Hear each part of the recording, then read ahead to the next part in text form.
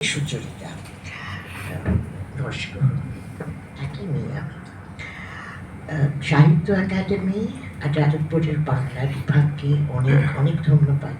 আমার বাবাকে অনেকে ভুলে যাচ্ছেন, কিন্তু আপনারা যে এইভাবে মনে করেছেন তার জন্য আমি কৃতজ্ঞ থাকব। আমি ভালো কথা বলি না, আপনাদের সামনে তো বলিই না। এখানে যত বিদগ্ধ মানুষ বসে আছেন তাদের সামনে কথা বলা আমার কাছে এক ধৃষ্টতার মতো। কিন্তু বাবাকে আমি নিজে থেকে বাবা হিসেবে চিনেছি, কাজেই দু চার কথা বলা যেতেই পারে। কিন্তু সেটা কোনো সাহিত্যিক আলোচনা হবে না, সেটা মানুষ নরেশ গুহকে নিয়ে হবে, বাবা নরেশ গুহকে নিয়ে হবে। ছোটবেলা থেকে আমি দেখে এসেছি যে বাবা আমার কাছে আগে গুরু, তারপরে বাবা ছিলেন। মানে বাবার মানে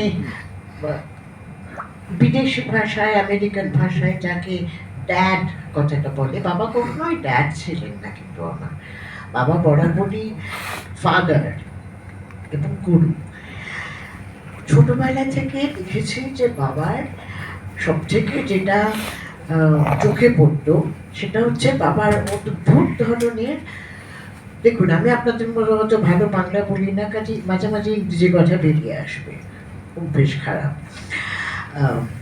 বাবার অদ্ভুত ধরনের ডিসিপ্লিন। বাবার সারা দিনটা ডিসিপ্লিনে বাঁধা ছিল। সেই 5টার সময় ঘুম থেকে ওঠাতো, আমি আরও 5 মিনিট করে সেটাকে 5:15 করতাম। তখন চান করতে হতো, কি শীত কি গ্রীষ্ম। বাবার সঙ্গে তখন বেড়াতে যেতে হতো, যেটাকে বাবা সকালবেলায় মর্নিং ওয়াক, যেটা তখন আমাদের দিকে কুকুর ছিল, তো তাকে নিয়ে বেড়াতে যাওয়া। কিন্তু সেটা একটা অদ্ভুত ব্যাপার যে বাবার কাছে বেড়াতে যাওয়া মানে হাঁটা শুধু, সেটা হচ্ছে সময় নষ্ট করা। সময় তো নষ্ট করা যাবে না, তো কি করা যেতে পারে? তো বাবা ঠিক করলেন যে কবিতা এবং ইংরেজি, বাংলা, তখন আমি জার্মান পড়ি, কাজে জার্মান এবং সংস্কৃত, এই 4টে ভাষা তো জানি, অল্প স্বল্প জানি। সেই কবিতা পড়তে হবে এবং সেই কবিতাটাকে মুখস্থ করতে হবে, এবং যতটা আমরা হাঁটছি সেটাকে, কবিতাটাকে আলোচনা করতে হবে। সেই করতে করতে আমার মেঘদূতম পুরো মুখস্থ হয়ে গেল, কুমার সম্ভবম পুরো মুখস্থ হয়ে গেল, জার্মান গোয়েটে, ফাউস্ট আমি সমস্ত মুখস্থ করেছিলাম। এবং সেটা কিন্তু অনেক অনেক বছর অব্দি, বুদ্ধদেব বসু, সুধীন দত্ত, বাবার নিজের কবিতা, কিন্তু সেটা কিন্তু অনেক বছর আমার কেন কাজে লেগেছিল কথাটা বলবো না। তখনও কবিতার সঙ্গে একটু একটু চর্চা ছিল। নিজের মনে বসে যখন একা থাকতাম তখন কবিতাগুলো আওড়াতাম এবং মনে পড়তো যে এটা তো তার লেখা। সেই ডিসিপ্লিনটা আমার এখন চলে গেছে, সেটা অত্যন্ত দুঃখের কথা। আরেকটা জিনিস বাবা যেটা শিখিয়েছিলেন সেটা হচ্ছে ছবি চিনতে শেখা। পাশ্চাত্য এবং আমাদের দেশে দুটোই বেশিরভাগ রেনেসাঁস এবং পোস্ট রেনেসাঁস, কেন প্রি রেনেসাঁস তো ঠিক নাম পাওয়া যায় না, তবে প্রি রেনেসাঁসে ছবির মধ্যে পোস্ট রেনেসাঁসের ছবির মধ্যে কি তফাৎ, যে আগে মানুষের শরীর বিষয়ে অতটা কনসিয়াস কেউ ছিল না। কাজেই রেনেসাঁসে যখন মানুষকে আবার পৃথিবীর মাঝখানে আছে বলে ডিসকভার করা গেল, তখন সেই মানুষের যখন প্রতিকৃতি আঁকা হতো তার সঙ্গে তো প্রি রেনেসাঁসের অনেকটা তফাৎ আছে, সেগুলো বোঝাতেন বাবা। ছবি চেনাতেন যে কোন ছবিটা কার আঁকা, সেরকম করে করে বহু ছবি চিনে গেছি। সেগুলো আমার পরের জীবনে ভালো লেগেছে, এবং আমার যেটা ভালো লাগে যে সেটা হয়তো খানিকটা আমি আমার কন্যা এবং পুত্রকে দিতে পেরেছি। কারণ যেখানে আমরা যাই, যদি কোথাও যাই, প্রথম কাজ যেটা আমার সন্তানরা করে সেটা হচ্ছে রিসার্চ করে বার করে ওখানে কি কি মিউজিয়াম আছে, এবং সে মিউজিয়ামে আমরা যাই। আপনাদের কতটা ভালো লাগবে জানি না, এখানে অনেক বিদগ্ধ মানুষ আছেন, অনেক ভালো কথা বলবেন, অনেক সাহিত্যিক আলোচনা হবে। কারোর কাছে যদি কোনো বই থাকে, আমি বাবার একটা কবিতা যদি পড়তে পারি। কারোর কাছে কি কোনো বই আছে তার বাবার?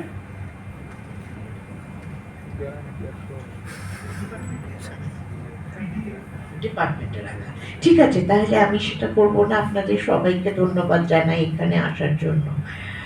আর আরেকটা কথা বলে শেষ করছি, যে বাবা সম্বন্ধে অনেকেই বিনয়ী, চুপচাপ, সেরকম ধরনের কথা আপনারা বলছেন। আপনারা বাবাকে বাড়িতে দেখেননি। বাড়িতে আমার বাবা একটা হিটলার ছিল। আমার বাবা, আচ্ছা, বাবা বাইরে তো বিনয় টিনয় সব শোনা গেল, কিন্তু বাড়িতে নিয়ম ছিল যে সকাল, আচ্ছা ঠিক আছে,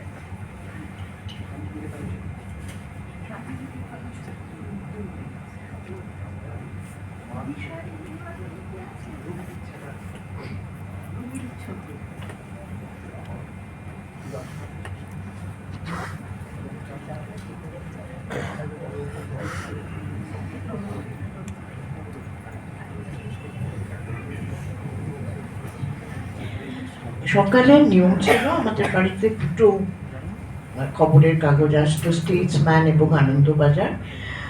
বাবা তো সকালে বেরিয়ে যেতেন কলেজে, স্টেটসম্যান কিন্তু কেউ ছুঁতে পারবে না। বাবা কলেজের পরে বাড়িতে আসবেন, চান টান করে ধুতি পাঞ্জাবি পরে।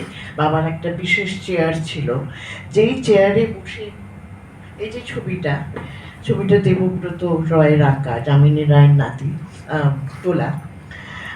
সেই চেয়ারে বসবেন এবং একেবারে ভাঁজ না খোলা স্টেটসম্যান তখন খুঁজতেন। কারোর সাহস ছিল না সেই চেয়ারে বসার বা স্টেটসম্যানে হাত দেওয়ার। কাজে সে একটি ছোটখাটো হিটলার ছিল। কাজে আপনারা যাই বলুন না কেন, আমার কাছে বাবা যদি বলতেন যে আজকে আকাশটা মনে হচ্ছে সূর্যের রংটা নীল, আমি বলতাম সূর্যের রংটা নীল। তারপরে একটা সময় এলো যখন আমার মনে হলো আরে সূর্যের রংটা তো নীল নয়, তখন একটু তর্ক হতো। কিন্তু আমি দেখি এখন কবিতা কি বলছি।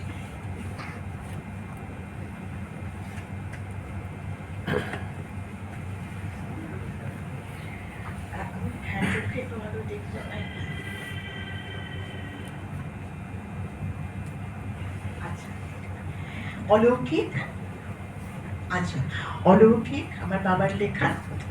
কলকাতায় বেঁচে আছি শুধু এই মহাপুণ্য বলে, এখনো গলির মোড়ে সন্ধ্যায় সন্ধ্যায় গ্যাস জ্বলে, ভোরে কলে জল আসে, পাশের বাড়ির দ্বিতল রেলিংয়ে ঝোলে সদ্য স্নাত জাতরানী শাড়ির আঁচলের প্রান্ত ভাগ। কি আশ্চর্য! প্রহরে প্রহরে পাড়ায় বস্তির কোণে রাত্রি ছিঁড়ে দস্যুতার স্বরে কুকুরোর ঘোষণা ওঠে। ক্লান্তিহীন কি অধ্যাবসায় এক ফোঁটা কালো মাছি দুপুরে বিরক্ত করে যায়। ভন ভন উড়ে উড়ে চায়ের উদ্বৃত্ত কিছু চিনি খুঁটে তুলে নিয়ে যায় একসার পিঁপড়ে প্রতিদিনই, নিপুণ নিষ্ঠায়।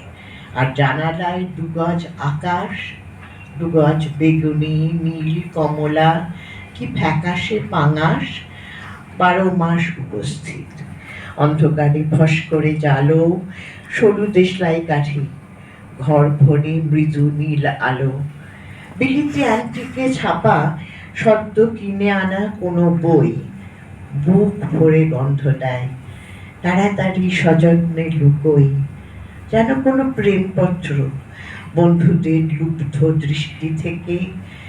দিনে থাক, আলো জেলে রাত্রি পড়া যাবে চেখে চেখে।